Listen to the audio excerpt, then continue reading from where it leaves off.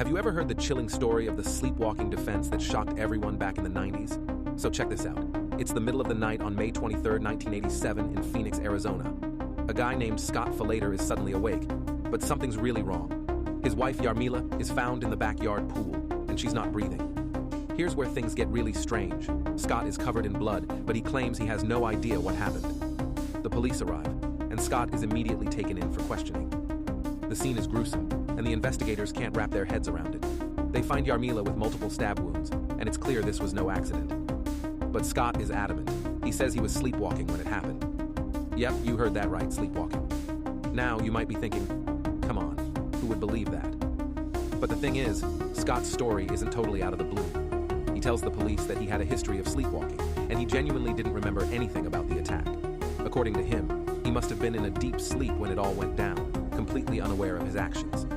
The case goes to trial, and the sleepwalking defense becomes the center of attention. Scott's defense team brings in experts who explain that sleepwalking can sometimes lead to people doing all sorts of things they aren't aware of, from wandering around to even acting out violent behaviors. They argue that Scott didn't have any motive to hurt Yarmila. There was no history of abuse or marital issues, no financial troubles, nothing. To them, this was a tragic accident, a bizarre case of a man doing something unthinkable while in a sleep state. But the prosecution isn't buying it. They argue that the evidence shows premeditation. For starters, Scott had changed out of his bloody clothes and put them in a Tupperware container before stashing the knife in the spare tire well of his car. They also pointed out that Scott's dog, who was fiercely protective, didn't attack him during the incident, which they argued suggested Scott was fully aware of what he was doing. They contended that this wasn't some sleepwalking episode, but rather a cold and calculated act.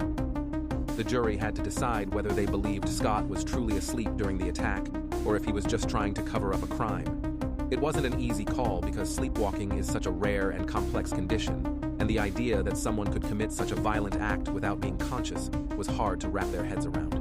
In the end, the jury didn't buy the sleepwalking defense. They found Scott Falater guilty of first-degree murder, and he was sentenced to life in prison without the possibility of parole.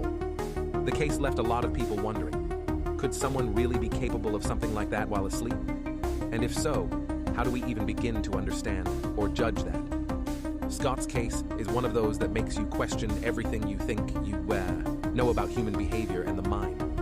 It's a tragic story all around, especially for Yarmila and her family, who were left with more questions than answers about why this happened. Even now, it's one of those cases that people talk about when they discuss the most bizarre and unsettling criminal defenses.